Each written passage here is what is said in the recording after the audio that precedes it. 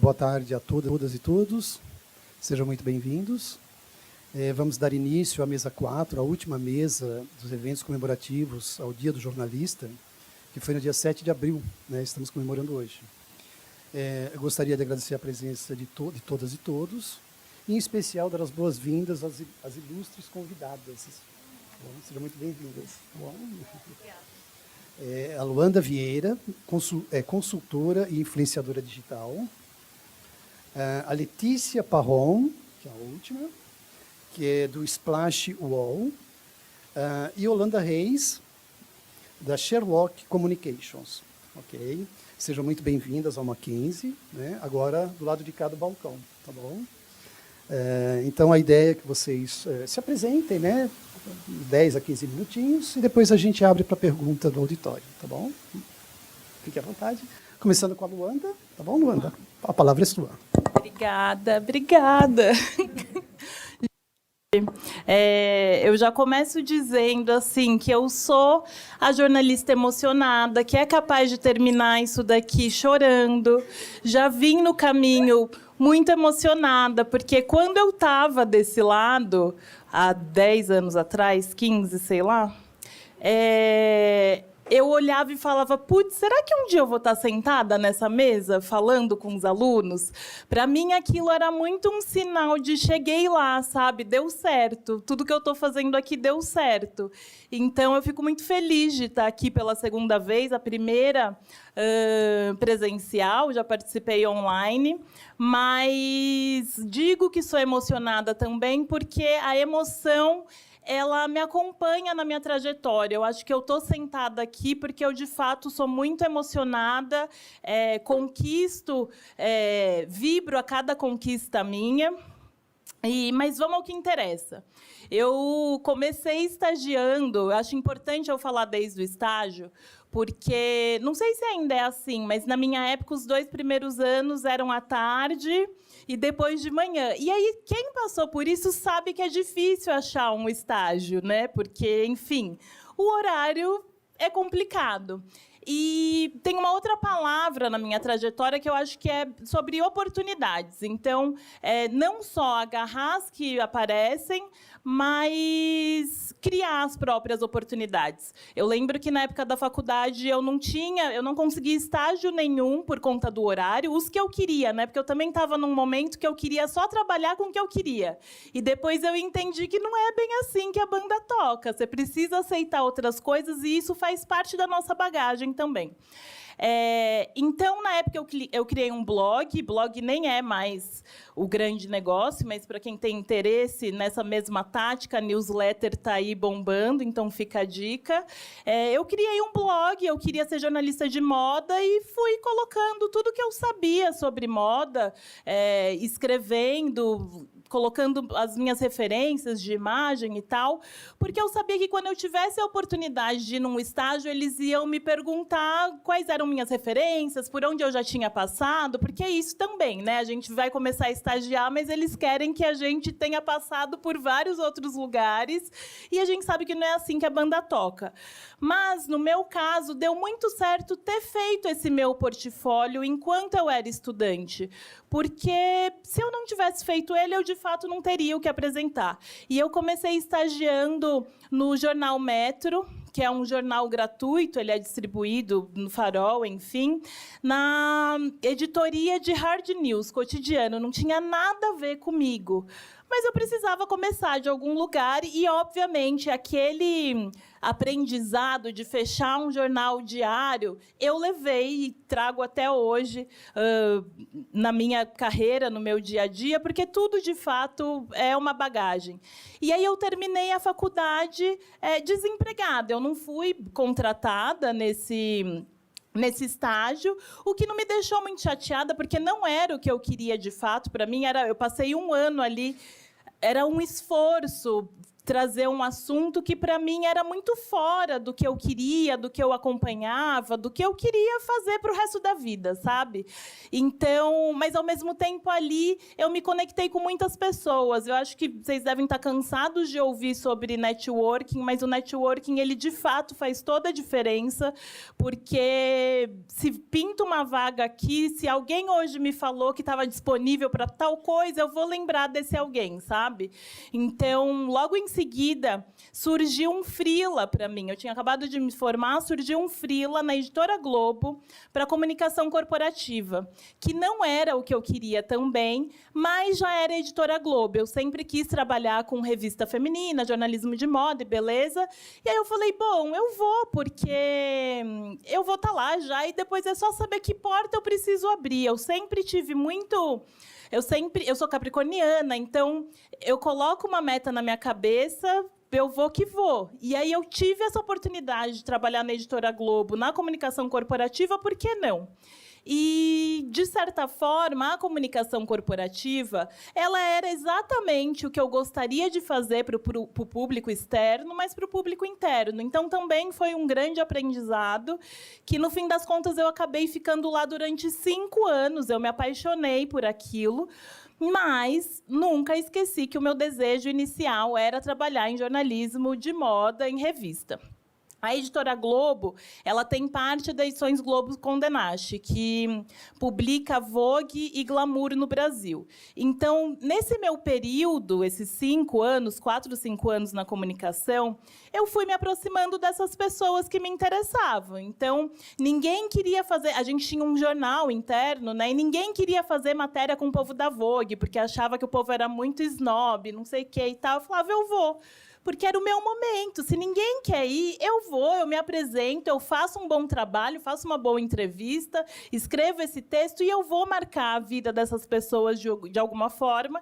E, dito e feito, teve um corte na editora, eu fui mandada embora, o que, naquele momento, a gente sempre acha que está sendo muito injustiçado, porque, nossa, como eu faço isso, você nunca consegue ver, né? Mas eu digo que foi a melhor coisa que aconteceu na minha vida, porque no dia seguinte a Glamour me chamou para fazer um freela no site. E era exatamente aquilo que eu queria. Eu aguentei aqueles 5 anos na comunicação porque eu sabia que um dia eu queria sentar nessa cadeira da Glamour. Eu comecei como freela ali, e tem uma parte muito peculiar nessa minha trajetória, porque, além de tudo, eu sou mulher negra, né? Então, eu não me via nas revistas, eu não me via na TV, eu não me via em nada. No meu primeiro dia na Glamour, eu falei, agora eu vou resolver o problema do mundo e todas as matérias que eu fizer vão ter uma mulher negra. É muito simples, eu estou aqui para isso. Gente... Quando eu cheguei ali, eu entendi que não dependia só de mim, dependia de vários outros fatores. Por exemplo, a agência de foto que a gente contratava para colocar nas nossas matérias. Então, essa agência não estava fotografando, era uma editoria de moda, né? Então, eu sempre gostei muito de street style, tal, comportamento de moda. E a minha primeira matéria foi sobre tênis. E eu falei, bom, são 10 mulheres, 8 vão ser negras. Eu não consegui encontrar essas 8. E eu sabia que elas estavam na rua usando tênis, mas elas não eram fotografadas. E aí foi o primeiro momento, assim, de novo, a palavra oportunidade. Você me fala... Eu falo muito, hein? Você me...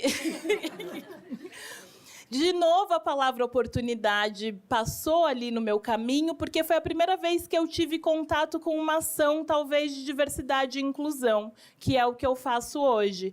Porque eu simplesmente não tive dúvidas. Eu liguei para essa agência, é uma agência internacional, e falei, olha, é o seguinte, a gente paga pelo trabalho de vocês e o que vocês estão entregando não tem nada a ver com a minha linha editorial. Eu preciso de mulheres negras no street style, eu preciso de mulheres gordas no street style, eu preciso de mulheres cadeirantes no street style, porque eu sabia que elas existem, mas elas não estão sendo fotografadas. Junto a isso, obviamente, conversei com outras pessoas, inclusive do internacional. A gente se uniu ali para fazer com que isso mudasse minimamente, porque as imagens que eu queria mostrar, eu só conseguia tê-las quando eu produzia, né? Eu falando a revista, quando era uma pauta que a gente tinha dinheiro para fotografar. Quando não era, eu dependia disso. Então, eu precisava que essas pessoas fossem fotografadas, e foi uma movimentação global, assim, porque, ao mesmo tempo, eu também fazia parte do Comitê Global de Diversidade e Inclusão da Condé Nast. Então, foi uma coisa global que foi mudando, e hoje a gente vê que melhoramos. Não é o ideal, mas melhoramos. Então, eu comecei como freela na Glamour. Só para vocês verem, isso daqui foi minha primeira pauta, tá? Eu já movimentei tudo isso. Então, eu trabalhei assim muito porque eu queria ser contratada. Eu não estava feliz em ser freela ali. E depois de 6 meses eu fui contratada, repórter de moda. Depois de 6 meses eu fui promovida a editora de moda. A gente olha e fala, nossa, que rápido. Mas, assim, gente, só eu sei o quanto eu deixei de dormir para entregar a excelência ali e mostrar que eu estava preparada para estar naquela posição. Isso, na Glamour, foram 4 anos. E tem um momento muito específico da minha trajetória, que foi uma semana de moda de Nova York que eu fui cobrir. E a Glamour, tanto a Glamour quanto a Vogue, são revistas premium, né? E o lifestyle que esses jornalistas passam para o leitor também é. Só que era uma semana de moda. Gente, é zero glamour a semana de moda, é zero premium, é perrengue.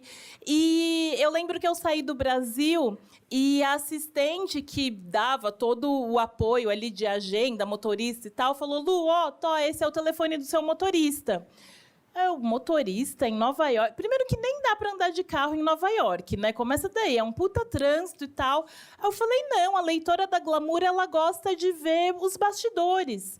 E aí, esse foi um momento muito legal da minha trajetória também, de entender com quem que eu estou falando de fato, para quem que eu estou escrevendo aquela notícia, para quem que eu vou fazer essa cobertura. Eu falei, não, eu vou fazer essa cobertura de metrô, porque é a forma mais fácil de se locomover em Nova York, e, ao mesmo tempo, eu consigo mostrar, porque tem modelo que também vai de metrô. E ali foi um marco, isso foi em 2018, foi um marco para a cobertura de moda entre as revistas femininas, porque a audiência da Glamour bombou assim, num grau, os números de stories, views do próprio site, porque as pessoas estavam interessadas nisso. Óbvio que elas gostam de ver a passarela, mas elas queriam ver o mastigado da passarela. E antes da passarela, o que acontece? Então, eu vejo que a minha trajetória também é muito focada nas pessoas e ouvindo o que esses leitores querem de fato, porque às vezes a gente fica preocupado em se prender numa narrativa que a gente aprendeu na faculdade, por exemplo, e esquece de ver que o mundo está mudando, que existem novas plataformas, que existem outros jeitos de continuar fazendo jornalismo, que não deixa de ser, mas de acordo com as ferramentas que a gente tem na mão. Depois da Glamour, eu já estava pensando em sair, porque a Glamour ela é um veículo que te dá muita visibilidade. Eu digo que a Glamour, entre as revistas, ela é a revista influenciadora. Então, a gente estava sempre ali muito à frente das câmeras, e isso foi gerando interesse nas marcas, né? As marcas queriam trabalhar comigo, queriam que eu criasse conteúdo para elas, mas eu não podia, porque eu tinha esse contrato. E foi um momento, em 2020... E eu comecei a pensar, eu falei, putz, eu acho que dá para ser influenciadora, continuar sendo jornalista, e vou fazer isso. Quando eu decidi, surgiu uma vaga, a editora de beleza e wellness da Vogue pediu demissão e precisava de uma outra pessoa, e me ofereceram essa vaga. Aí eu falei, putz, a Vogue... Eu nunca tive vontade de trabalhar na Vogue, porque o meu público, de fato, é aquele público da Glamour. Ao mesmo tempo, eu não sou idiota, eu sei o quanto... né, o que traz para o meu currículo trabalhar na Vogue. Aí eu falei, vou. E, assim, era uma área que não tinha nada a ver comigo, embora as pessoas sempre relacionem a moda com a beleza, são áreas completamente diferentes, mas Mas era um desafio. Eu falei, vou. E era a primeira vez na minha vida também que aquilo não estava programado, porque desde que eu estava sentada aí, eu sabia que eu ia ser editora de moda.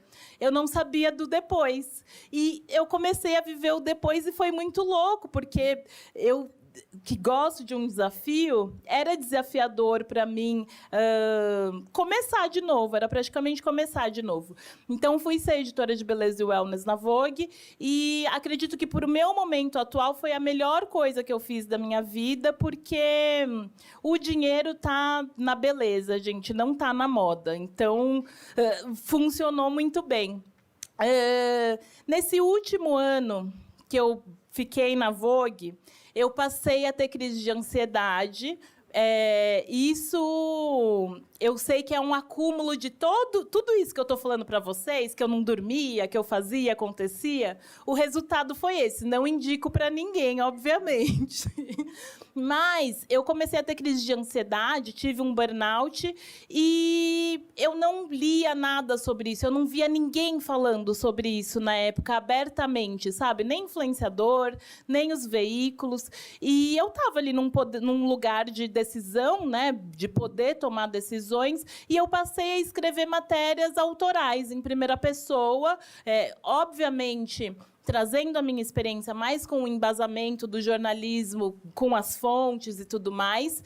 E aquilo foi um sucesso também para a Vogue. Mais uma vez, uma ideia ali minha gerando views para a editora. E isso também, eu passei a falar, putz, eu dou tantas ideias para esse lugar, gera views, tudo que eu resolvo fazer de fora da curva, acho que está na hora de eu fazer isso sozinha. E aí foi o momento que eu saí, continuo sendo jornalista, atuo como influenciadora e consultora de diversidade e inclusão. Para finalizar aí meu TED Talk,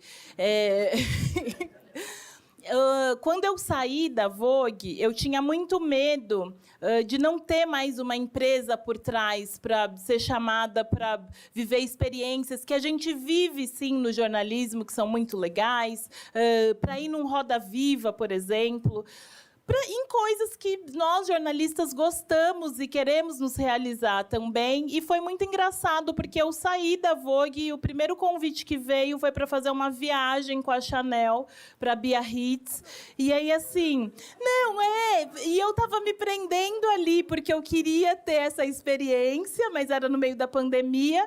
E aí, quando eu saio, o primeiro convite que vem é esse convite da Chanel, o que me deixou muito feliz e honrada, porque às vezes a gente está ali atrás de uma empresa, né, com a empresa nas costas, e a gente acha que o nosso trabalho não está sendo visto exatamente, e ele está sendo visto, sabe? Então, isso acho muito importante contar para vocês. E assim como veio o convite da Chanel, veio 3 vezes o convite para eu ir no Roda Viva como jornalista autônoma e tal. Então, o recado que eu gostaria de deixar aqui para vocês, que foi o que deu muito certo para mim, é que sejam vocês, acreditem no que vocês fazem e, sempre que possível, se distanciem do que é a marca que vocês trabalham e o que é vocês, que, no fim, dá certo. Acho que está dando.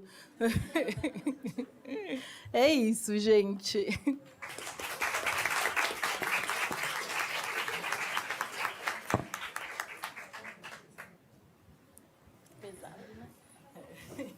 Oi, gente. Meu nome é Yolanda Reis.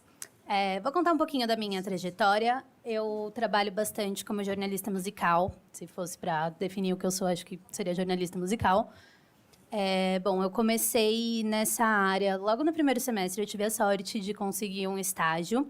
Eu estava num grupo de Facebook que fazia montagem, zoando, sei lá, a pessoa falava, faz tal coisa, e a gente fazia montagem. E eu ficava fazendo isso. Aí, como eu sabia mexer no Photoshop, me chamaram para estagiar na Rádio Metropolitana, que eles precisavam de alguém, estagiário, que mexesse no Photoshop. Aí, eu considero que foi muita sorte isso. Eu entrei lá e abriu, assim, muitas portas mesmo. Eu fiquei pouco tempo na Metropolitana, eu fiquei 6 meses, porque tem essa questão de estágio. Eu entrava lá às 6 horas da manhã e era um horário muito difícil de conciliar os dois. Saía, eu vinha a pé, eu vinha almoçando, descendo a Consolação, assim, ó, para dar tempo de chegar para a aula. Mas depois que eu saí da rádio, eu conheci muita gente lá. E quando eu saí de lá, eu fui contratada um tempinho depois como estagiária da Caras. Eu entrei na Caras, acho que foi pelo CIE, uma coisa assim. Foi um processo super longo, super complicado, mas eu entrei lá. E na época que eu entrei, eles já falavam, é bom que você já tenha esse background e tal. E uma coisa também muito importante é essa questão de construir o seu background, que nem ela falou, fazer um blog, fazer alguma coisa. É muito importante que, se você tem um interesse em alguma coisa, você mostre que você tem esse interesse. Então, monta alguma coisa, um Instagram, faz uma matéria da faculdade sobre isso. Muitos anos depois, quando eu fiz um processo seletivo também, uma das coisas que eu perguntava era, você gosta de trabalhar com cultura, quer trabalhar com cultura? O que você já fez, sabe? Pode ser um trabalho da faculdade, pode ser uma matéria para a revista da faculdade, você já mostra seu interesse. Bom, mas aí eu entrei na Caras, eu não gostava da Caras, para ser bem sincera, assim.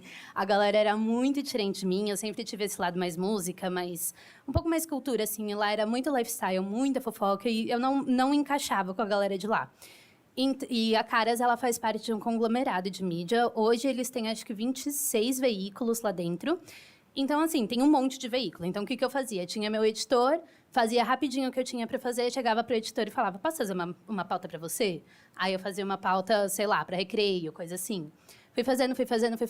E dentro da Caras também, eu convenci o editor, na época, da gente fazer uma área que fosse mais geek. Foi quando começou a estourar a Marvel, foi quando começou a estourar Batman, essas coisas.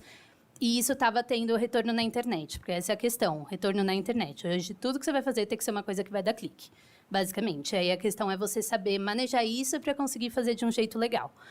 Convenci ele me deixou criar essa área geek, comecei a escrever coisa geek para Caras, uma coisa completamente aleatória, só que dava certo, fazer música, e eu ia em show, fazia review, e tipo, é super aleatório para Caras.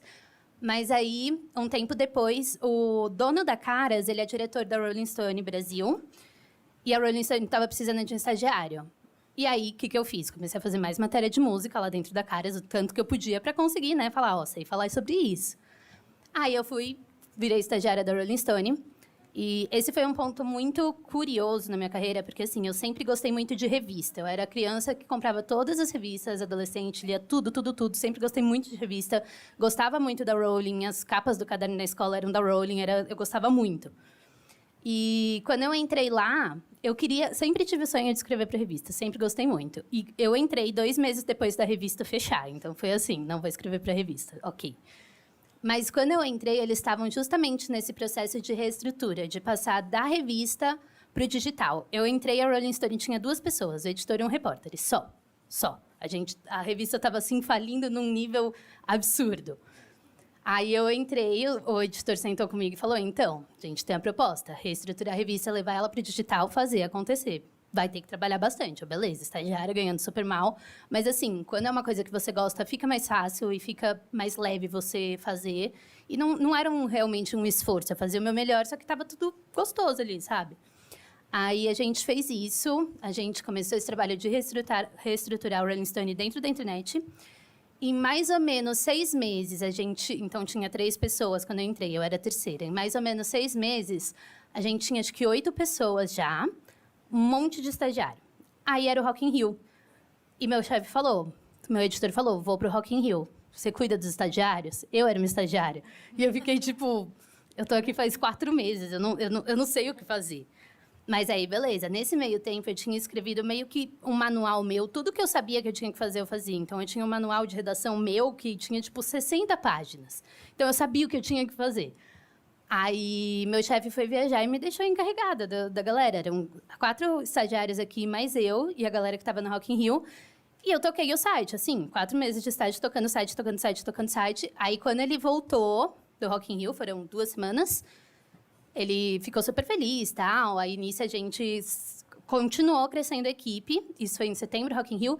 Em dezembro, a gente mudou. A Rolling fazia parte de um grupo que chamava Perfil. Perdão, eu não lembro o nome do grupo. Enfim, um grupo lá que eu não lembro o nome. E a gente foi para Caras, que logo virou Perfil. Dentro da Caras, a gente continuou expandindo. A nossa equipe teve mais de 20 pessoas nesse meio período que a gente estava lá. Então, assim, em um ano e meio, a gente cresceu de 3 para 20. Foi uma explosão muito grande.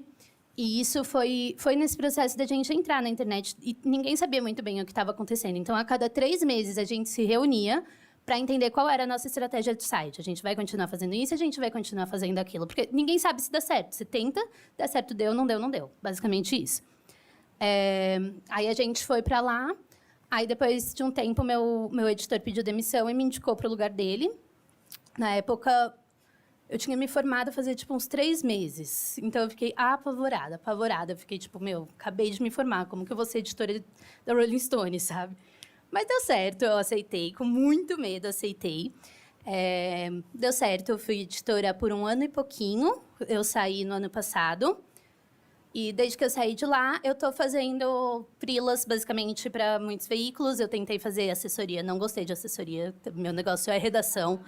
Eu sinto muita falta de escrever diariamente, todo dia, o dia inteiro, assim. E você pega a prática, né? Você vai ver, você escreve, tipo, 30 páginas num dia, tranquilo, assim. Mas aí eu já trabalhei no Globo, eu fiz o Lollapalooza para o Globo, foi super legal, porque foi ano passado. Então, foi a época que teve aquela meio que proibição dos artistas falarem de política. Só que todos os artistas estavam falando de política no Lolla, ninguém estava nem aí. E isso deu um retorno muito legal. E foi a primeira vez que eu fiz impresso, jornal impresso, revista. Eu cheguei a fazer algumas edições da Rolling. Primeira vez que eu fiz jornal impresso. E eu fiz 3 dias de Lola. Os 3 dias eu estava na capa do Globo. E foi, tipo, muito legal. Com essa questão mesmo de política. Então, a gente puxou para esse lado, que é outra coisa que eu gosto bastante de falar também. E agora eu estou fazendo bastante freelancer para o UOL. Eu sou editora freelancer de evento e repórter freelancer e escrevo para eles. E, de vez em quando, uma coisa aqui, outra ali, para vários veículos. Basicamente é isso.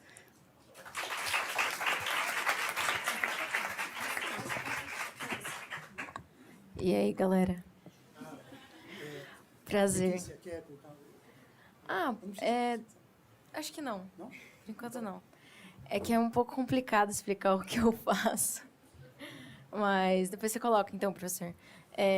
Meu nome é Letícia Parron, me formei em 2019 aqui no Mackenzie. E, diferente delas, eu nunca soube o que eu queria fazer. Eu gostava muito de gente, de aparecer na frente da câmera, que eu adoro, eu sou aparecida. E eu curtia muito fotografia.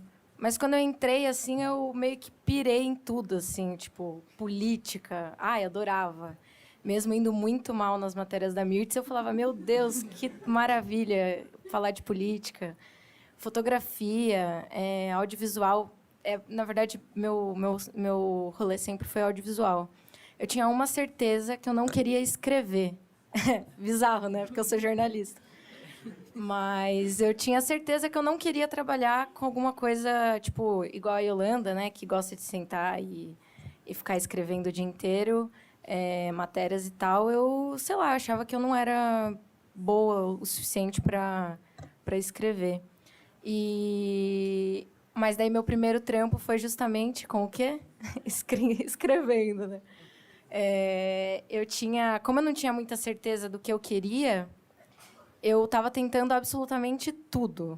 Tudo que aparecia. Estágio, eu tentava. E era muito difícil, né? Vocês estudam de tarde ainda, né? Terrível. Mackenzie, por favor, mude isso. Mas, desculpa.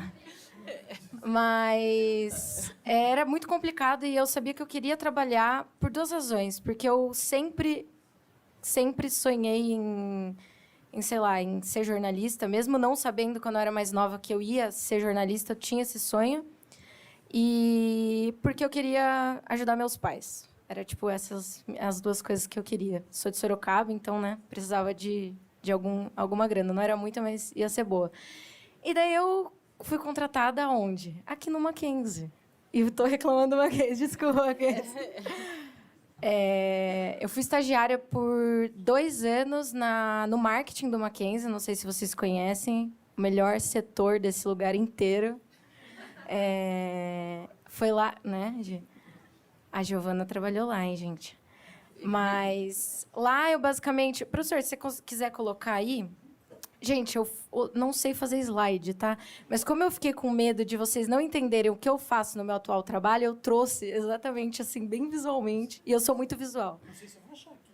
Está no download. Está escrito Mackenzie. Você quer ajuda, professor? Acho que tá nos downloads. Mas, enfim, só para não... É aí mesmo. Boa. Isso. Gente, ó o Fernando Pereira ali em cima. Tá vendo? Ali é o professor Marcel Mendes, o professor mais incrível que não é do jornalismo, adoro ele. Mas, enfim, voltando, foco. Eu fui na área de gestão de conteúdo, comecei como estagiária, e lá eu fazia basicamente cobertura de evento. Então, por exemplo, esses eventos como o que está rolando aqui hoje, eu ia lá, fazia cobertura e tal, transformava o evento numa notícia totalmente na pegada institucional mesmo. E no começo eu ia sempre acompanhada da minha chefe, a Despina, para ela me apresentar todas as autoridades que tem aqui, né? O Mackenzie tem muita autoridade. Então, quando eu comecei a trabalhar aqui, eu percebi que eu precisava conhecer todas as figuras. E daí eu comecei a ir sozinha nos eventos. Então, fiz muito evento internacional. Então, gastei meu RBD à toa no espanhol. Entrevistei muita gente de fora, muita pessoa importante, foi bem legal. E a única coisa frustrante é que ninguém abre o site do Mackenzie para ler as nossas notícias, né? Tipo, minha mãe abria. Mas, gente, daí eu virei Yolanda. Comecei a escrever com uma agilidade impressionante e comecei a melhorar essa parte mesmo de comunicação mesmo com pessoas mais velhas, né? Com pessoas de outro país, enfim, outras áreas. Então, eu cobri evento de engenharia, cobri evento de saúde, cobri evento, sei lá, de todos os cursos que tem aqui, gente. Fazia muita coisa. Mackenzie Day era mega divertido e tal. Então, eu fazia basicamente todas essas notícias e eu fiquei encarregada um tempo do Instagram do Mackenzie, que eu deixei tipo ali meio que só para tampar buraco mesmo, porque o que importa é o UOL ali, que eu vou mostrar depois. Mas eu gostava muito de fazer as coisas para as redes sociais. Na época que estava eu e meu amigo, que ele era o responsável, né, o Matheus Negrão, que hoje trabalha na CNN. A gente curtia muito tipo essa pegada, vamos conversar com o professor. Pô, o professor, né, tem família, tem sonhos, tem vida, né? Quem são essas pessoas? Quem são as pessoas que trabalham no Mackenzie? Então a gente fazia muito isso, né? Essa foto mesmo do Marcel Mendes, eu adoro ele, gente, vocês já devem ter percebido. Ele tá do lado da foto dele de, 50 anos atrás. Então, a gente fazia umas coisas assim. Era bem legal.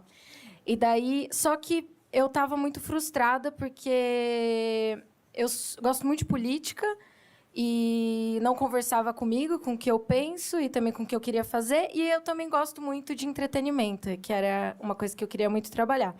Daí eu queria muito sair, mesmo amando todos os meus colegas de trabalho e sendo muito grata ao Mackenzie, eu queria já alçar voos depois de 5 anos aqui, acho que eu fiquei 2 anos contratada. Daí eu fui para a Mind. Professor, pode passar aí o dedo aí. Na Mind eu fui. Eu não tinha fotos da Mind, gente, porque o meu trabalho na Mind durou exatamente 2 meses como contratada. Porque foi um período muito, muito maluco, porque ano passado, em janeiro, eu consegui um freela no UOL para trabalhar com Big Brother. Eu sou muito fã de Big Brother, assim, assisto, adoro, não gosto que falem que só desocupado... Brincadeira. Não, brincadeira, eu acho que agora a gente não tem mais esse preconceito, né? De tipo, putz, Big Brother, né? Pô, Big Brother é legal, quando não acontece crime lá dentro é legal. Mas daí a gente começou... Eu comecei nesse freela e, em paralelo, eu trabalhava no Mackenzie, né? Antes de entrar na Mind, eu estava no freela do UOL e trabalhava aqui. Então, eu ficava das 9 às 7 aqui, ia para casa e fazia lives de Big Brother no YouTube. Fiquei 4 meses assim, numa correria, igual a Luanda e a Yolanda. Quase entrei em colapso, mas deu tudo certo. E, nesse meio tempo, eu fui contratada na Mind. Na Mind, eu não ilustrei tanto ali para vocês, porque eu era basicamente ghostwriting de executivos. Então, eu atendia empresários, basicamente, que queriam se posicionar nas redes. Então, por exemplo, sei lá, o dono da Coca-Cola. Hoje a gente vê, né, ainda mais de, sei lá, 2013 para cá, né, as pessoas estão falando mais de política, a gente conversa mais sobre isso. Então, quando uma marca se posiciona de forma extremamente equivocada, o dono da marca, né, ele tem uma grande responsabilidade sobre o que aquela marca está fazendo. Então, nessa parte de executivos, eles tinham essa preocupação de, tipo, pô, o meu executivo, ele precisa ter uma postura nas redes sociais, ele não pode postar piada homofóbica, piada machista, ele não pode se portar dessa forma, né?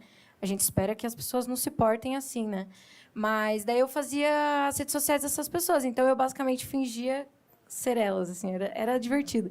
Mas era difícil. Mas eu fiquei lá 2 meses quando o UOL me chamou para trabalhar lá e eu simplesmente, adeus, Mind, não fui em uma festa da Preta Gil, mas queria muito ir. Mas lá, daí para você ver como são as coisas, que é com tanto medo de sair, e daí o meu chefe falou, não, eu quero que você fique aqui cuidando da sua conta. Ainda fiquei 4 meses lá, mas eu desisti porque eu quase morri de tanto canseira, mas pode passar, professor. Agora chegamos ao meu presente. Não sei se vocês conhecem o Splash Wall. Eu trabalho na parte de vídeos atualmente em Splash. Eu trouxe... Gente, pra vocês verem como meu slide é horrível. Mas aqui em cima, né, você está vendo ali Central Splash, Splash Show, são os 2 programas ao vivo, que eu sou uma das responsáveis por basicamente tudo do programa. Então, roteiro, essa thumb sou eu que faço, produção dos convidados, qual assunto vai entrar, não vai entrar. Claro que eu tenho uma coordenadora, tá, gente? Acho que somos em 4, né? Equipe, somos em 4. Então, todos os dias a gente tem o programa da 1 hora, que é o Splash Show. A gente fala sobre famosos, fofoca e, atualmente, Big Brother, como vocês podem ver, é o que a gente mais faz. E no YouTube é uma linguagem diferente, então a gente tem que meio que tentar mesclar o compromisso que a gente tem jornalístico, óbvio, né? Porque a gente não fez faculdade à toa, mas a gente também tem que chamar a atenção de quem está ali navegando no YouTube, tipo, o que me faz clicar nessa live? Então, a live do Splash Show é basicamente isso, as notícias mais quentes do dia. Então, por exemplo, hoje, gente, nasceu a filha da VTube, finalmente. Finalmente. Nasceu e estava no nosso programa. Então, são coisas assim, né? A Kay Alves não supera o Gustavo, isso sempre tá. Essas são coisas assim, esses assuntos assim. E agora no Big Brother, a gente está encarando o Big Brother como a Copa do Mundo do entretenimento. Então, assim, a gente cobre o Big Brother o tempo inteiro e essas lives, elas geram recortes. Então, por exemplo, ali, né, nós temos a Amanda ali, aquilo é um recorte da live. Então, a gente tem textos que saem dessas lives, opiniões de colunistas, né? Então, é basicamente isso. E aqui do lado, no roxinho, é o Central Splash, que o Chico Barney comanda, que acontece todo dia às 6 horas. É um programa incrível também. Eu sou suspeito porque eu adoro o Chico Barney. Mas é um programa que gosta muito de coisas muito pitorescas, assim. Então, a gente recebe pessoas bem malucas no programa. A gente ama coisas aleatórias. Então, tem uma pegada diferente do Splash Show, né? Que está, basicamente, repercutindo uma pauta que já aconteceu. Enquanto o Central Splash do Chico, a gente tenta criar novas pautas e novas discussões. Ali do lado eu coloquei, né, uma entrevista com a Negrali, então a gente recebe convidados, recebe entrevistados, recebe pessoas. E aqui a Letícia Colim também foi em um dos nossos programas ao vivo para falar de Todas as Flores. Então a gente tenta sempre estar de olho em tudo que está acontecendo nessa parte de hard news do entretenimento mesmo. Professor, pode passar, por favor. E só que essa segunda aí, a de cima, professor. Aí. Só que, gente, apesar de estar atrás das câmeras, o que eu quero é estar na frente das câmeras. E agora que eu consegui, eu falo isso em voz alta. Eu não falava porque eu tenho medo de não dar certo. Mas daí agora eu estou conseguindo, assim. Eu sempre vejo oportunidades, acho que muito igual as meninas falaram. Eu também sou emocionada, eu amo o que eu faço, eu vibro a cada conquista. Consegui um entrevistado legal. Ai, que maravilha, amo ser eu. Vamos comemorar. Tipo, igual a Anitta, né? Eu sou a Ariana, gente, desculpa. Mas daí, realizei meu sonho de entrevistar um RBD. Faltam 5 ainda, mas isso vai acontecer. em novembro. Se alguém for, me procure nos shows, vou em 6. E no carnaval, eu também fiz algumas pautas de comportamento na pista e tal, no camarote. E o UOL tem um evento bem legal de carnaval, que é o Carnawall, e eu fiz também pautas de comportamento lá na pista. E esse foi ao vivo, foi mais loucura, porque eu tinha que escutar o cara falando comigo. E foi a minha primeira vez, e eu fiquei tipo, gente, não estou entendendo o que vocês estão falando. E pode passar, professor. E daí a outra questão também é que acho que a Yolanda falou um pouco também, essas coisas de cultura mesmo, né? Tipo Comic Con e tal. Então, todos esses eventos. O último Lola, eu e a Yolanda trabalhamos juntas. A Yolanda escreveu e eu estava em casa fazendo, transformando os vídeos que a galera estava fazendo lá no evento em recortes para o YouTube. Então, acho que aos poucos a gente vai conseguindo fazer o que a gente gosta, mas eu estou feliz porque eu estou trabalhando com vídeo, que é algo que eu sempre quis. E cada dia é uma coisa nova para aprender. Estou muito nova ainda na carreira, né? Então, cada dia é uma coisa nova, cada dia é uma dúvida nova. Entender como o YouTube se comporta, entender o que as pessoas estão consumindo, entender os limites também, né? Porque a gente tem que ter limite em tudo nessa vida. Questão de Big Brother mesmo, né? O que vale a pena a gente dar ênfase, o que não vale e tudo mais. Mas acho que é isso. Nossa, eu falei demais. Desculpa, gente. Obrigada.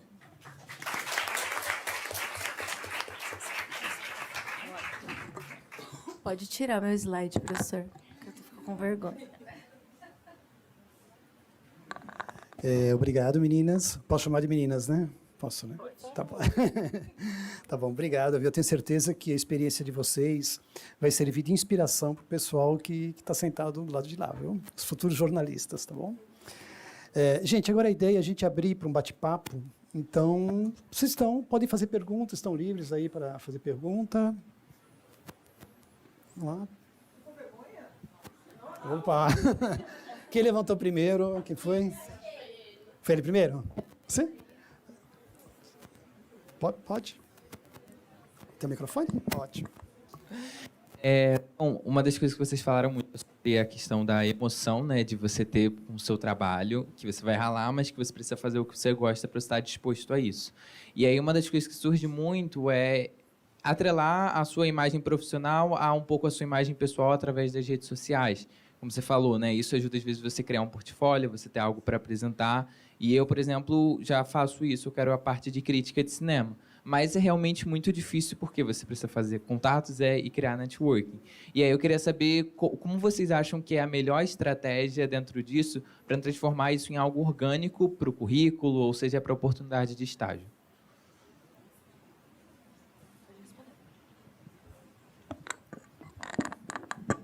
Bom, no meu tempo como editora, eu fiz 2 processos seletivos, então eu vi bastante isso de o que me atraiu em estagiários. Eu fiz dois modos. O primeiro, eu abri direto para currículo, e aí eu recebi assim, quase 5.000 currículos, e foi um parto olhar tudo. A gente tinha, acho que, 3 vagas, 2 vagas, uma coisa assim, e eu tive que ir currículo por currículo, olhando, com certeza, abria o que a pessoa fazia, dava uma olhada, e tentava entender qual era o fit que a pessoa tinha ali com o trabalho que a gente tinha a fazer. Na Rolling, a gente fala bastante sobre música, mas o carro-chefe é série, depois é cinema, depois é política, a música por último. É o que menos dá audiência, assim, basicamente. Mas a gente é a referência. Então, assim, é uma pessoa que tem que saber falar sobre esses 4 aspectos, ou pelo menos ia um pouco para lá, um pouco para cá. Então, era uma coisa que eu olhava muito. Então, esse primeiro processo que eu fiz, recebendo o currículo primeiro, foi muito difícil. Aí, o segundo eu fiz diferente. Eu abri um Forms no Google, e aí eu perguntava, tipo, você tem algum projeto? O que você gostou? O que você fez que você mais gostou? E, assim, eu não gosto daqueles coisas que você tem que ficar escrevendo 1000 horas. Então, eu só falava, manda link, manda link, manda link. Porque é muito mais fácil para quem está fazendo, para mim, porque é um saco ter que ficar preenchendo aqueles formulários enormes. E nesse, tinha uma segunda fase, a pessoa podia fazer, eu não quero uma prova de escrita, para também, tipo, eu ia ler o texto, se a pessoa trocava mas e mais. É uma coisa que é complicada ali, sabe? Então, se eram alguns erros muito fortes, assim, normalmente a pessoa não passava, mas servia para isso, ver como que ela lia uma pauta, ver como, enfim. E aí teve isso. Eu acho que é bastante importante você sim fazer, você sim mostrar que você está interessado e que você gosta daquilo, porque tem muito isso, sabe? A área de entretenimento é uma área que tem muita gente apaixonada mesmo, e você precisa de alguma coisa que é sua ali. Por menor que seja, eu acho bastante importante fazer. E uma coisa também muito importante vai para o LinkedIn e enche o saco de todo mundo que você conseguir, é basicamente isso. Também é muito importante, mostra seu trabalho, mostra mesmo, as pessoas vão ver. Se você vê vaga aberta, vê qualquer coisa, vai lá, fala, vai atrás, porque você precisa vender seu peixe, assim. Tem uma outra coisa que eu hoje vejo muito, que com as redes sociais, todo mundo é seu próprio veículo, sabe? Isso que você já faz hoje no seu Instagram, ele pode virar o seu grande negócio. Eu sempre dou o exemplo que tem uma página, para quem gosta de moda, no Instagram, que chama Railentino, que são 2 estudantes que criaram essa página para fazer críticas de moda, e a temporada passada, Miu Miu patrocinou eles para fazer uma crítica, sabe? Então, enquanto você está fazendo mostrando esse seu lado no Instagram, acho que é importante uma estratégia, sei lá, tem algum crítico de cinema que você gosta muito, de algum texto dele, você mencionar esse cara ali, criar o seu texto mencionando o que você achou de mais legal no texto dele, porque chama a atenção dele, sabe? São formas de você mostrar para o mercado que, putz, aqui tem talento, sabe? Então, eu acredito que você faz para chegar em algum veículo, mas acho que você também pode levar esse seu Instagram como seu próprio veículo. Quem mais? Tem mais? Ali já está com o microfone. Eu de novo. Desculpa. Boa tarde, tudo bem? Eu sou a Larissa. A minha pergunta é para você, Luanda, mas eu quero dizer que eu amo Splash, eu acompanho tudo e eu adoro. É muito massa. Me inscrevo, peço vaga de emprego e estamos aí. Mas você, mulher preta, tem entrado nessa área de moda, mas não só de moda, mas tem entrado em grandes veículos quando a gente não é valorizada. Olha, primeiro vem aqui que eu vou te dar um abraço, sério. Ai, pelo outro lado.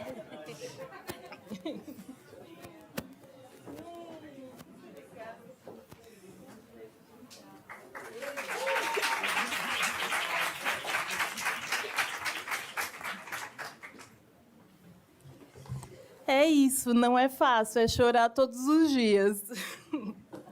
Mas confesso para vocês, hoje eu até conversei na minha terapia sobre situações recentes da minha vida em relação ao racismo. Eu confesso que nessa época que eu estava entrando, eu não tinha tanta consciência racial. E quando você não tem consciência racial, fica mais fácil você circular por esses espaços e não perceber as agressões do dia a dia. Obviamente, eu sempre soube que eu sou negra, né? Isso não tem como negar, mas pela educação que eu tive, ser negro nunca foi um empecilho para mim. Eu sempre estudei muito, eu sempre queria ser a melhor da sala, mas era uma coisa que eu tinha comigo, que inconscientemente eu não sabia que eu precisava ser a melhor, porque eu ia ser questionada por conta da minha cor. Então, eu sempre me achei muito qualificada e preparada. Então, enquanto eu estava nesses lugares, eu não prestava atenção nisso, porque eu estava ali trabalhando, querendo ser promovida, sabe? Hoje em dia, eu tenho mais consciência racial, enfim, mas eu tento manter essa essência de mostrar o meu trabalho, porque isso é inquestionável. Vão falar que somos negros e não temos capacidade de fazer isso ou aquilo. Então, a gente segue sendo excelente, sabe? Quando a gente é excelente, não tem espaço para as pessoas criticarem ou falarem mal, enfim. Então, a minha trajetória nesses lugares ela foi um pouco mais leve, porque eu não tinha consciência. Mas hoje o que eu tento é, de fato, seguir com a minha consciência, mas sem olhar para o lado, porque é uma questão que, assim, eu sinceramente não sei se vai ter solução nessa vida. Eu acho que eu não vou ver. Eu acho que as próximas gerações talvez vejam e sejam a mudança de fato. Então, é simplesmente não. Tem uma coisa que minha terapeuta falou: você vai chorar muito, mas você vai chorar em casa, não chore na frente deles. Então, é a dica que eu te dou.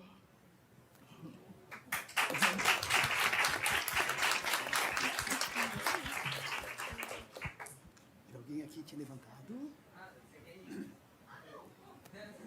Eu lembro que era aqui. Bom, eu tenho que levantar, esqueci. Peraí. Bom, olá para todo mundo. Meu nome é Nicolas, eu estou no primeiro semestre. E eu queria saber, assim, talvez seja uma pergunta meio tradicional, mas eu acho que é importante fazer.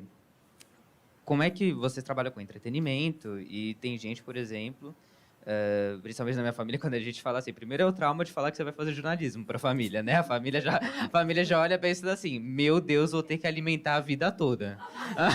Mas aí depois desse trauma, aí eles entendem assim, eu ainda não sei direito o que eu vou seguir, mas eles entendem que jornalismo de entretenimento não é jornalismo. E que acha que, por exemplo, que nem no teu caso, falar no splash do BBB é fofoca, é menor, entende? Então eu queria saber como vocês encaram esse tipo de crítica que fala que jornalismo de entretenimento basicamente não tem critério, não é jornalismo. É isso. É Nicolas, né? Nicolas, eu não passei por isso na minha casa, mas também tem a questão do meu irmão ser da área de comunicação, né? Ele é diretor e roteirista, então acho que ele já abriu portas, ele é mais velho, então ele deve ter levado algumas... então, putz, e nem dá, né, pra ter... Desculpa. Ai, Nico. Não, só falei isso pra descontrair, mas eu não tive esse problema dentro da minha casa, mas nessa questão de críticas, quando eu era mais nova, eu sempre gostei muito de Big Brother, muito assim mesmo, de tipo ficar o dia inteiro vendo, abria, pegava de internet. Eu fiz pós. Fiz pós aqui, a Giovana era minha professora. E eu sempre fui assim, né? Faz pouco tempo, né? Mas desde pequena eu gostava, entrava lá no site, antes tinha que ficar... Não tinha Twitter, não tinha um Dantinhas que fica postando tudo pra mim. Daí eu tinha que ir lá, olhar, ler. E a pessoa falava, nossa, mas isso é perda de tempo, nossa, eu não aprendi nada, enfim. Mas eu nunca liguei, porque as pessoas... Eu não ligo, eu simplesmente não ligo. Mas em relação ao trabalho... o entretenimento é muito mais que isso, né? Tipo, sei lá, hoje em dia, a gente viu na pandemia como foi difícil, né, para a gente se distanciar das pessoas que a gente ama, perder o nosso dia a dia, perder a nossa independência, né? As pessoas que, de fato, fizeram isolamento, né, e tal.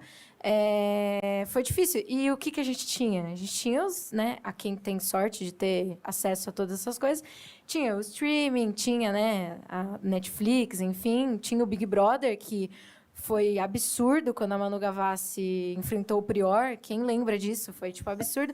Então, assim, acho que é meio que ignorar essa crítica e fazer o que você gosta simplesmente porque você gosta. Eu sou igual às meninas. Eu acho que a gente tem que fazer o que a gente gosta.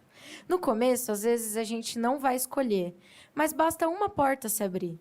Entendeu? A minha porta foi um freela no UOL e a primeira foi aqui no Mackenzie. E daí você só vai derrubando uma porta por dia.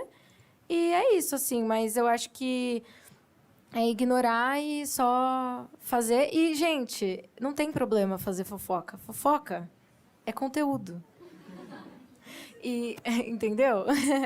E entretenimento é muito legal. Eu me divirto horrores no meu trabalho. Eu me divirto, eu dou risada. Antes de vir aqui, eu estava trabalhando.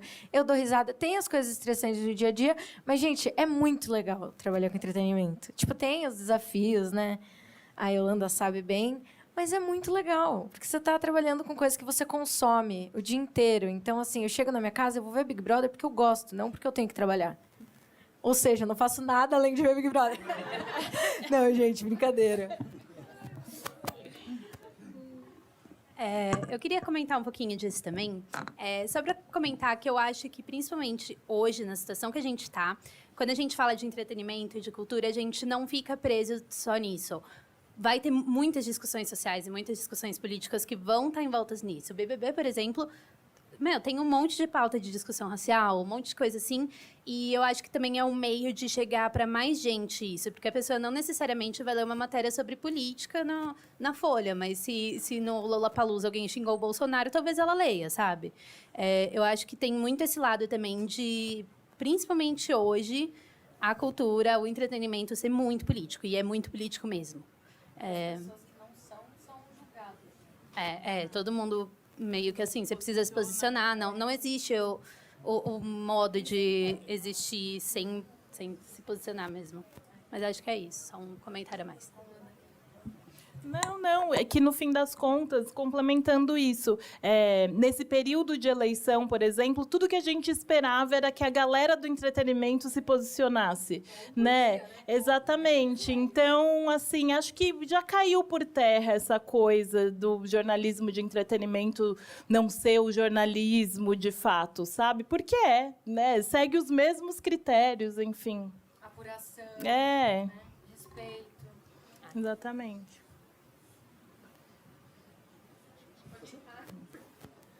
Boa tarde, meu nome é Liz e eu estou no primeiro semestre também. E eu tenho uma pergunta mais específica para Luanda, é uma pergunta mais pessoal, assim.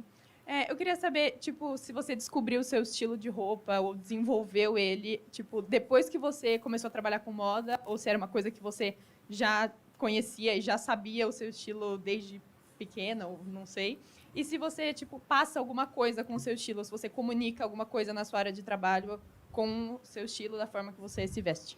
Nossa, excelente. Obviamente, eu não sabia qual era meu estilo. Eu sempre gostei de moda, desde pequena, assim. É uma coisa que vem da minha mãe, enfim, de combinar o brinco com o sapato, com não sei o quê. Então, ali eu fui gostando de moda. Mas eu acho que eu entendi o meu estilo, de fato, quando eu olhei para mim e eu estava usando um salto e eu nunca gostei de usar salto. Sabe, isso nada tinha a ver com a minha sexualidade, isso nada tinha a ver com a minha altura, porque, teoricamente, eu não precisava. Eu simplesmente usava porque era um padrão. Mulheres usam salto. E ali eu entendi que, não, isso eu tinha uns 18 anos. Eu falei, não quero mais usar salto, não gosto.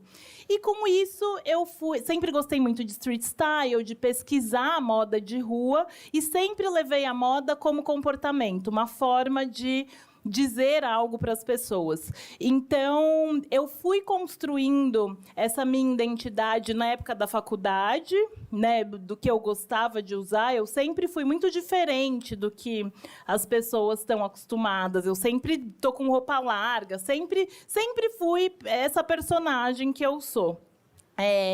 Mas a gente vai se refinando e entendendo como adaptar isso de acordo com os ambientes. Esse fim de semana, por exemplo, eu estava num casamento em Buenos Aires, e o casamento é o primeiro lugar que você acha que você precisa ir de salto. E eu fui de tênis. E tá tudo certo. Estava tão bem vestida quanto as outras pessoas que estavam de salto. Então, hoje, o meu estilo, eu estou sempre com camisa oversize, eu estou sempre com vestidão, eu estou sempre com coisas muito largas, porque essa sou eu, mas também é uma forma de dizer que, sim, eu passo um recado com a minha roupa. É uma forma de dizer que eu continuo sendo feminina, que eu continuo sendo inteligente, que eu continuo sendo várias características que eu sou e qualidades, independente da minha roupa, sabe? Eu sempre vi a moda como comportamento e como forma de passar recados, e as roupas que eu uso são justamente para passar recados.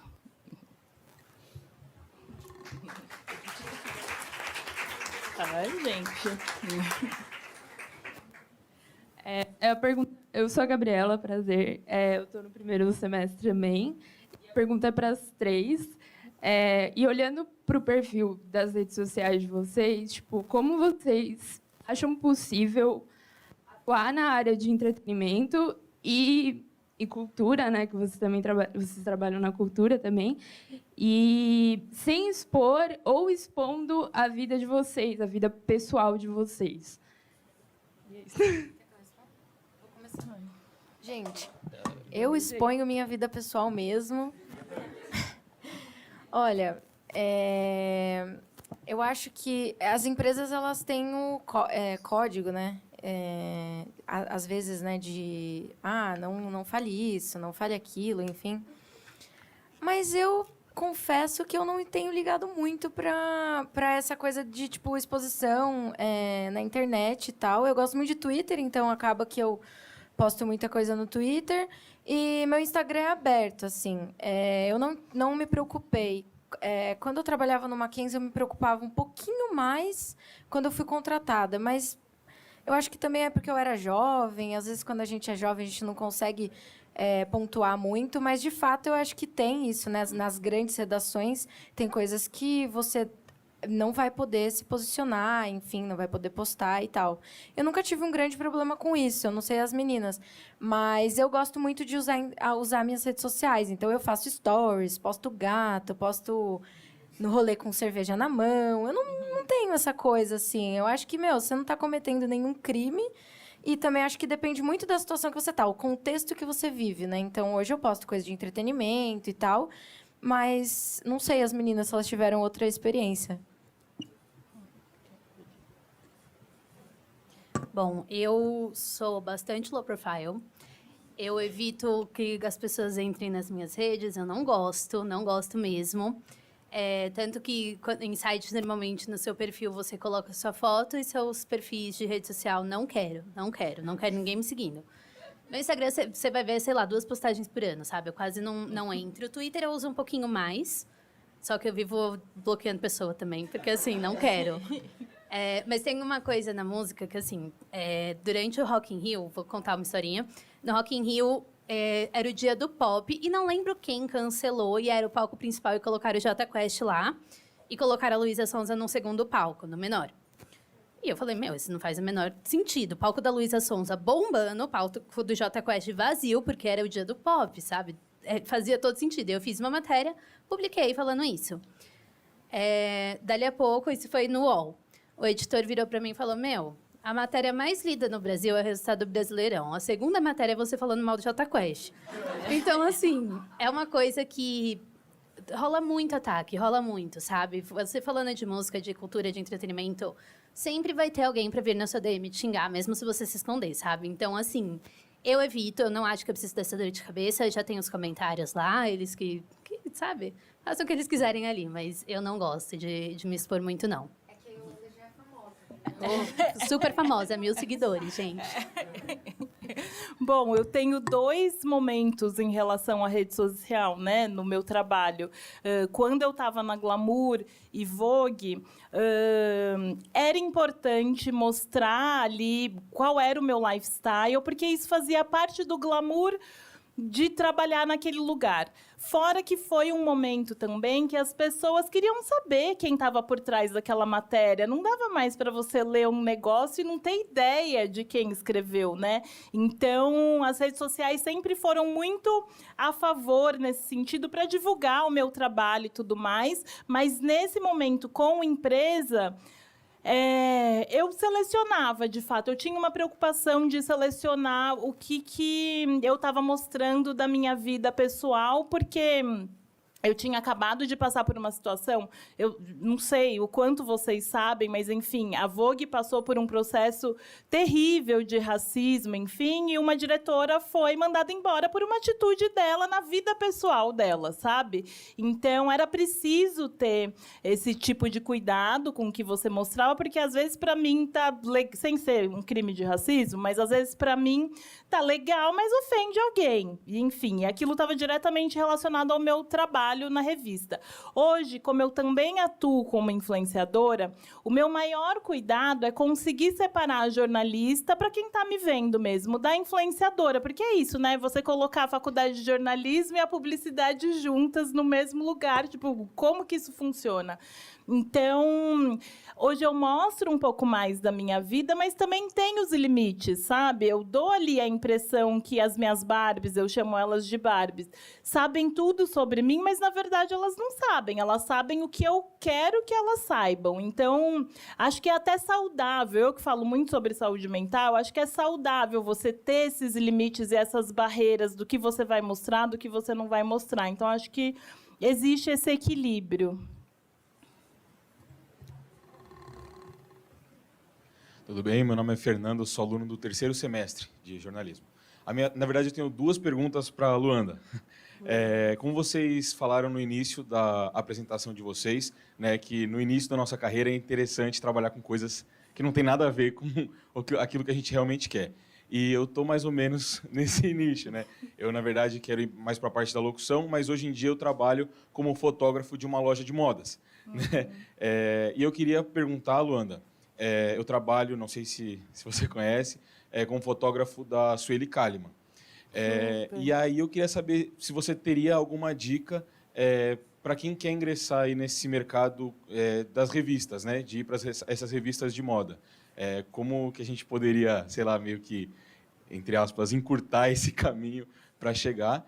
E a segunda pergunta que eu queria te fazer também é sobre essa parte de pessoas negras vindo mais para a moda recentemente, né? Eu topei, por exemplo, a Sueli Kalimann, irmã do Arthur Kalimann, né? E eu fiz recentemente a cobertura de um dos desfiles da nova coleção do Arthur Kalimann.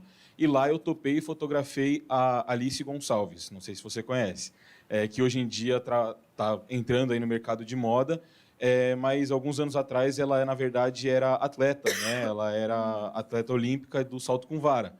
E aí queria saber o que você acha dessa migração, né, das mulheres negras de outras áreas, na verdade, para chegar na moda. Se isso tem sido comum e o que você acha?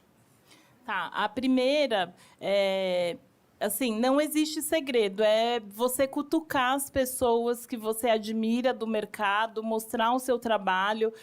Quando eu trabalhava na Vogue, por exemplo, a gente estava isso tem 2 anos que eu saí. A gente estava num momento de novos talentos, porque já deu, né, de sempre os mesmos fotógrafos, as mesmas caras e tal. Então, ter pessoas ali mostrando pra gente, vai no... Como é que chama, gente, no começo da revista? Não, no expediente, exato. Vai no expediente, vê o nome das pessoas que trabalham ali e manda mensagem para elas, manda seu currículo, se põe, né, disponível nesses eventos que você faz, né, vai num desfile, não sei o quê, conversa com as pessoas, se mostra disponível, mostra a sua vontade, porque ninguém vai saber se você não falar, sabe? Então, é de fato você criar conexões e mandar mensagem mesmo. Eu já contratei, acho que umas 5 repórteres que me mandaram DM no Instagram. E pela atitude, sabe? Óbvio que elas eram qualificadas, mas pela atitude de mandar e querer mandar de novo, mas... Obviamente, você precisa entender os sinais também, né? Se a pessoa te dá um sinal que você já está enchendo o saco, fica na sua, porque aí você é descartado. E a gente pega ranço de fato. A gente fala, esse daqui eu não quero nem mais abrir, porque vai encher o saco. Se a pessoa falar, no caso, eu falo, gostei do seu currículo, vou manter em mente. Com certeza eu vou falar com você no futuro. Você não precisa ficar cutucando, mas mostrar ali que você está disponível, não tem outro caminho. E conhecer as pessoas, entender onde essas pessoas vão no fim de semana, sei lá, porque elas postam, né? Onde essas pessoas estão indo tomar uma cerveja no final de semana? Talvez vou lá com um amigo. E é assim, gente, você vai conhecendo as pessoas, não tem outra forma. Agora... eu não sei se eu entendi direito. Mulheres negras estão migrando para a moda?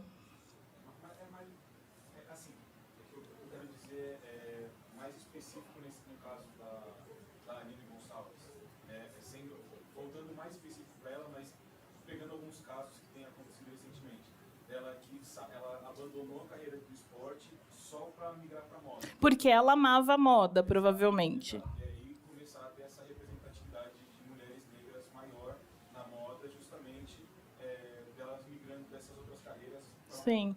Gente, isso é maravilhoso, é tudo que a gente precisa. Quanto mais, melhor, né? Porque, enfim, na minha época, de fato, eu colecionava revistas, mas eu não me via nas revistas. Então, quanto mais gente disponível no mercado para falar sobre isso, para aparecer... Porque hoje também a discussão não é mais você... Ah, eu sou capa da Vogue. Não adianta mais ter uma mulher negra na capa. Eu quero saber o que essa mulher negra tem para falar, sabe? Porque durante muito tempo também acreditaram que a gente só podia estar ali pela imagem excêntrica. Não, a gente tem muita coisa para falar. Por mais que eu trabalhe com diversidade e inclusão, por exemplo, essa foi a minha escolha. Mas tem mulheres negras que não querem falar sobre isso. Então, ter mulheres cada vez mais falando sobre outros assuntos, mulheres negras, é maravilhoso. Eu, por mais mulheres negras na moda.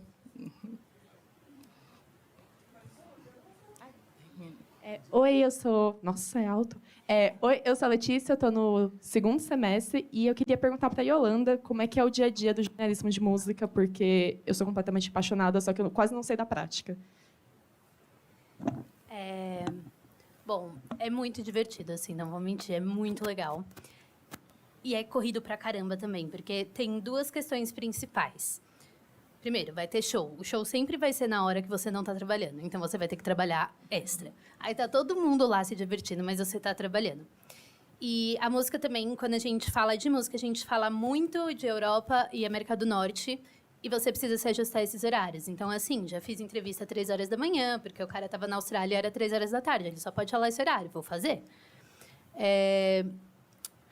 Eu acho que você tem que ter um repertório, assim, incrível. De música, de artista mais clássico, de artista novo, você tem que saber o que está acontecendo, porque também tem muito disso de, a música de hoje não é música de verdade. Não tem isso. Não, no mundo musical não tem isso. Você precisa saber valorizar todo mundo, entender por que isso é um sucesso, por que essa pessoa fez sucesso. Inclusive, aqui, ó, teorias da comunicação ajuda muito a entender isso. Por que alguma coisa, sei lá, por que os Barões da Pisadinha faz sucesso, sabe? Isso não necessariamente eles são musicalmente bons, mas eles são bons a partir do momento que eles fazem um sucesso, sabe? Eu acho que tem muito disso. Você precisa estar sempre muito bem informada.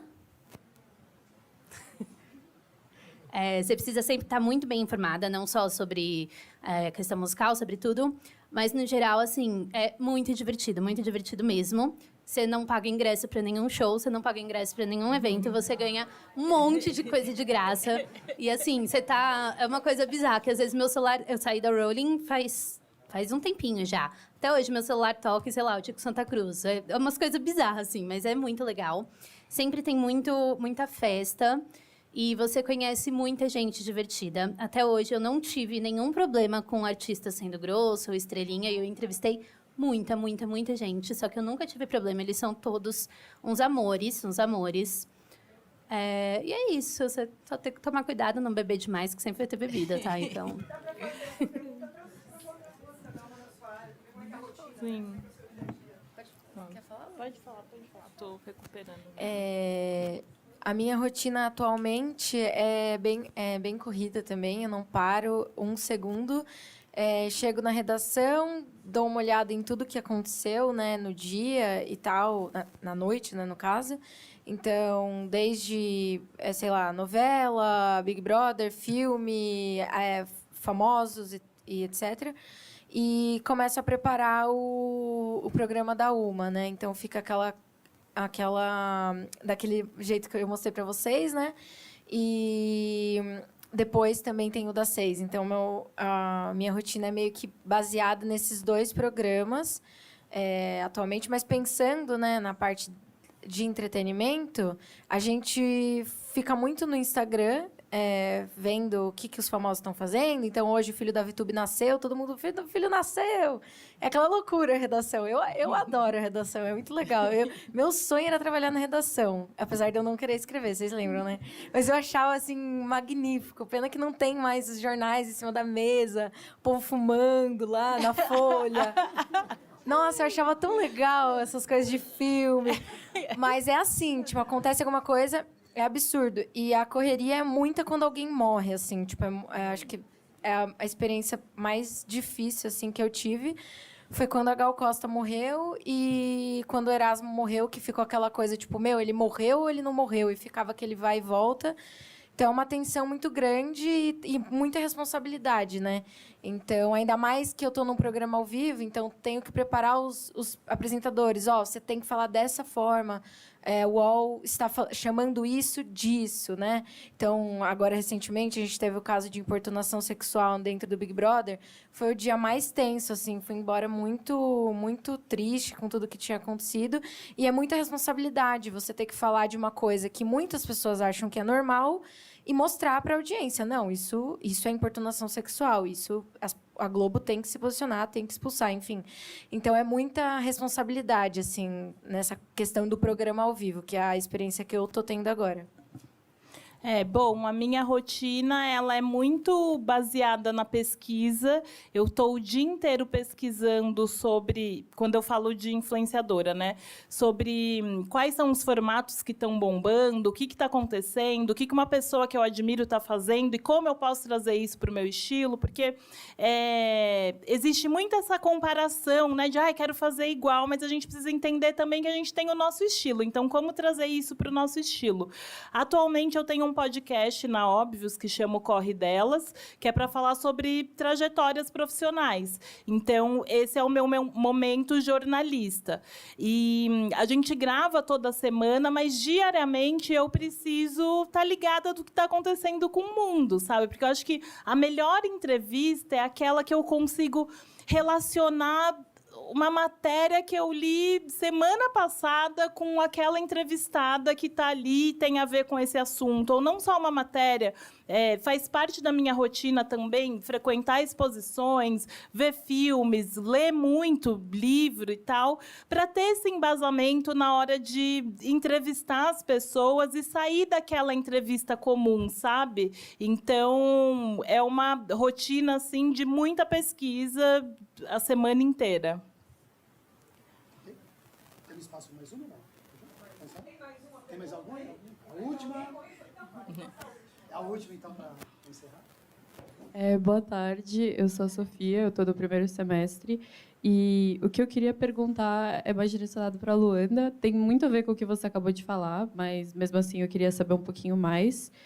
E é sobre como e onde o jornalismo e esse estilo de vida de influenciadora, onde eles se encontram e onde que eles se diferem. E como é que você faz para conciliar essas duas coisas que são tão parecidas, só que, ao mesmo tempo, são completamente opostas, sabe? É mais sobre isso. Sim.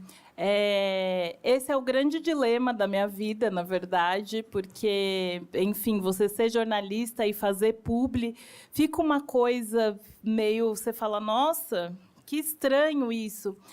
Mas existe uma movimentação do mercado, as marcas elas estão procurando cada vez mais influenciadores que tenham o cuidado que eu tenho por ser jornalista, eu não vou divulgar qualquer coisa e nem vou divulgar de qualquer forma. Então, existe uma movimentação das marcas procurarem esse perfil que é o meu.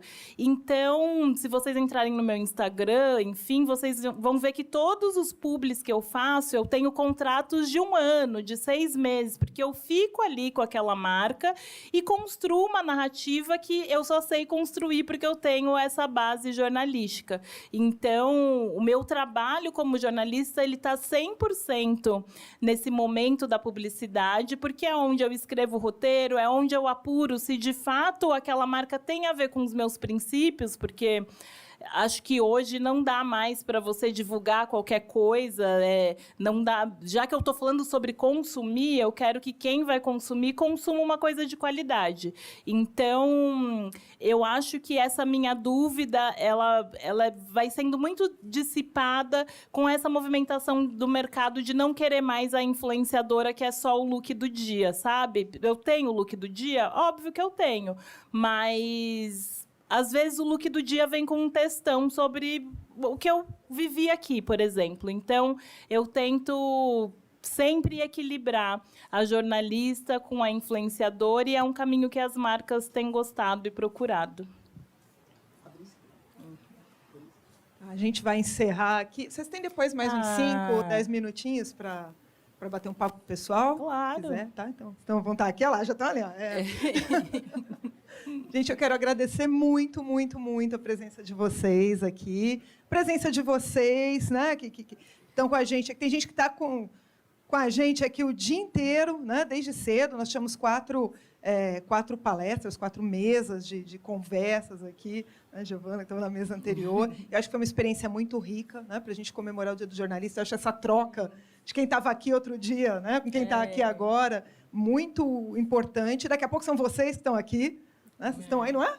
Total. Estavam aqui outro dia, né? Imagino que você deve passar na cabeça de vocês. Tem um monte de lembrança, né, de quando vocês estavam aqui. Então, eu acho que a gente faz questão de, para comemorar o Dia do Jornalista, sempre trazer alunos nossos, né, que se formaram aqui. Então, isso eu acho que foi muito legal e a gente vai continuar fazendo isso, tá? Então, obrigada a vocês. Quero agradecer aqui o meu parceiro aqui na organização do evento, professor André, né? Nós trabalhamos juntos, professor Paulo Ranieri, Trigo, o pessoal que ajudou, os professores também que mediaram, e o pessoal da Liga de Jornalismo, que a gente acabou de lançar, vocês vão ouvir falar aí desse pessoal, que está dando apoio para a gente. Então, obrigada, ficaram um dia inteiro aqui também, tá? Muito obrigada a todo mundo, agradeço de novo, voltem sempre. Foi um prazer ter vocês aqui, tá bom? Obrigada.